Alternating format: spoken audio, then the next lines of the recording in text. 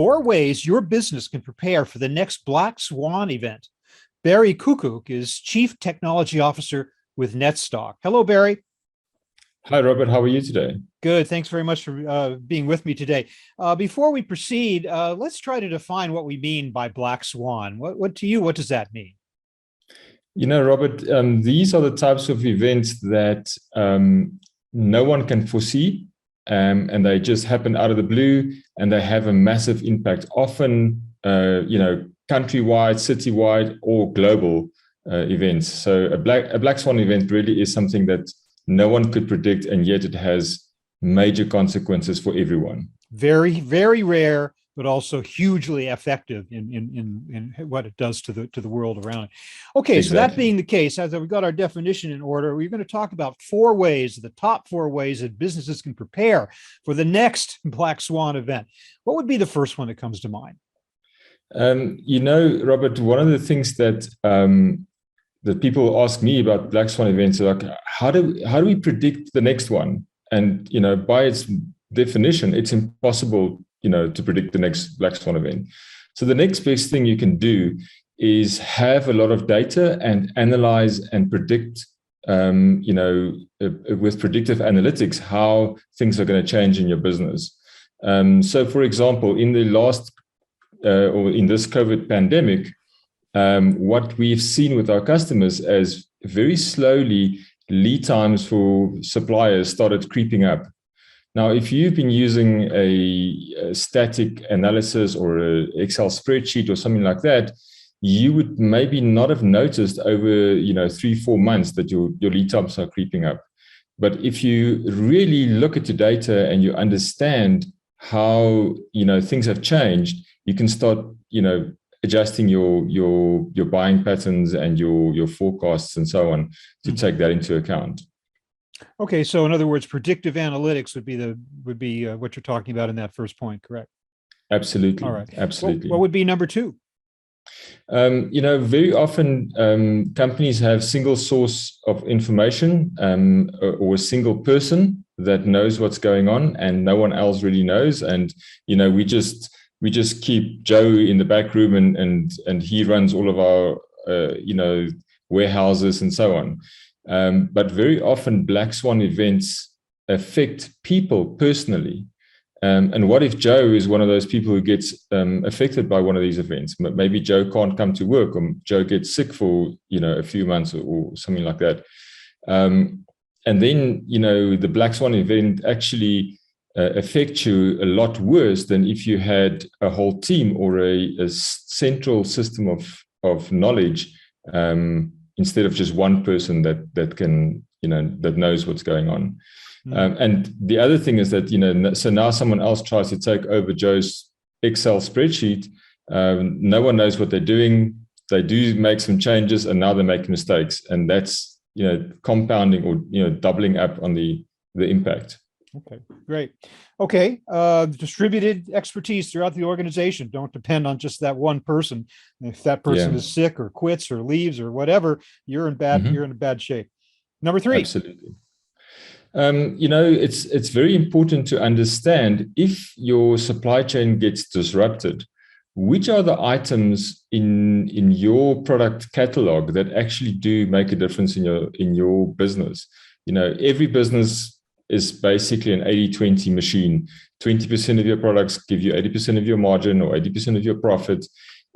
So if things really become difficult, you might want to let go of 80% of your product, but keep the 20% that will still keep your business profitable.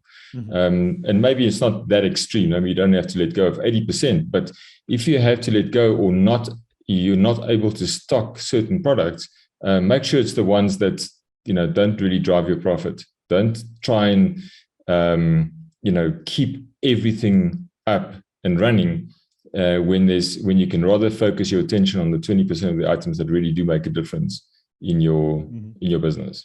So respect the 80-20 rule. In this case, maybe we ought to call it the 20-80 rule. But in any case, to definitely respect it. Exactly. Great. So number 4. Every link in the supply chain is important, and what often happens is you might have a small manufacturing outfit, or you might be kitting and putting some things together, and you don't keep an eye on those one small little piece of the recipe that actually derails your whole product line. For example, you've seen motor companies unable to ship whole automobiles because they are out of stock for one chip, one little piece of silicon. And so, unless you understand your whole supply chain and you understand, that 80-20 principle, you can easily run into trouble because you always thought, I'll always get the chips. It's not a big deal, Mm-hmm. So basically you're saying in this case, sweat the small stuff, the little stuff actually matters. It can have a huge impact. I like what you were saying, Barry, about predictive analytics, because if companies had been better equipped with predictive analytics before COVID, they might have actually been able to predict it. Indeed, Nassim Taleb, the author of the book that defines the term and coins the term black swan, himself claims that COVID is not a black swan, that is something we should have seen all along, and maybe we would have been able to with predictive analytics. That being the case, I'd like to ask you, just in your opinion, and of course, nobody knows this, and we're always caught by surprise by actual events. What kind of disruptions do you think we might be facing in the future that would qualify as a black swan? Especially in the supply chain, these are really the things that no one can predict. All of a sudden, there's a war going on in the world. 1 month ago, no one thought there was going to be war, and that suddenly affects a lot of people, especially if you're a gas importer or a oil importer or something like that. So those kinds of things really happen out of the blue. Maybe politicians and political analysts could have predicted that something is going to happen, but I think most of us got caught a little bit unawares that suddenly there's this issue. So those are the kinds of things I think that really can happen. And if you're not agile and nimble enough to understand what's going on in your supply chain and react as quickly as you can, you might have a problem. And I agree with you. COVID may have not have been a black swan, but it's been a black swan for many businesses because they just didn't react quick enough. Sure. Yeah. Well, I confess to having asked you an unfair question because I asked you to predict the unpredictable. So I'm sorry about that.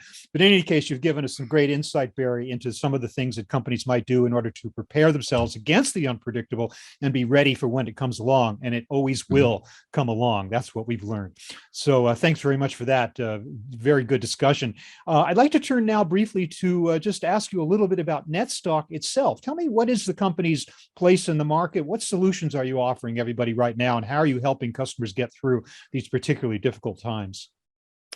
Robert, I think what's happened in the supply chain, and especially the inventory world in the last 10 years or so, has been a seismic shift in the way the big companies started operating.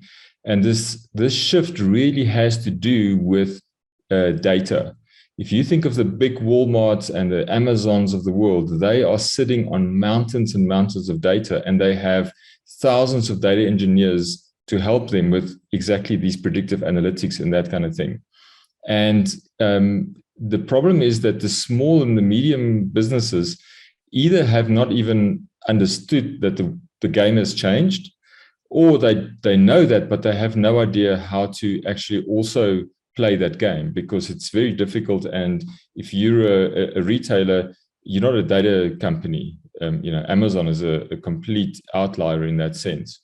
So we really want to arm the up and coming companies also with those tools to use the data to also make better decisions in terms of the inventory, their supply chain, and so on. So we really help. We've got about 2,000 customers globally on 5 continents, 20,000 users, and we help them manage about $25 billion of inventory on a daily basis. And we think that we, by helping them, we help, the broader society, because I don't want to live in a world where there's only 2 or 3 big companies left that you can buy things from. I want to live in a world where there's a rich ecosystem and choice for all of us. When was the company formed? We were formed in 2010, and the founders have really had a background in inventory optimization. And we have worked with these big enterprise, Fortune 1000 companies around the world to help them with exactly that. But when we came back together in 2010, we looked at ourselves and we realized, there's all these thousands and thousands and thousands of SMBs around the world, and they have the exact same problem as those big enterprise customers that we used to serve. But they can't afford $1 million piece of software to help them, And that's why we, in 2010, came together and we built this thing as a software as a service, easy to understand, easy to, pay for on a monthly basis, and get the same sophistication under the hood that the big guys have access to. Barry Kukkuk, I want to thank you very much for joining me for these few minutes to talk about how businesses can prepare for the next Black Swan event and telling me a little bit about Netstock itself. Thank you very much for being with me. Thank you, Robert. Appreciate your time.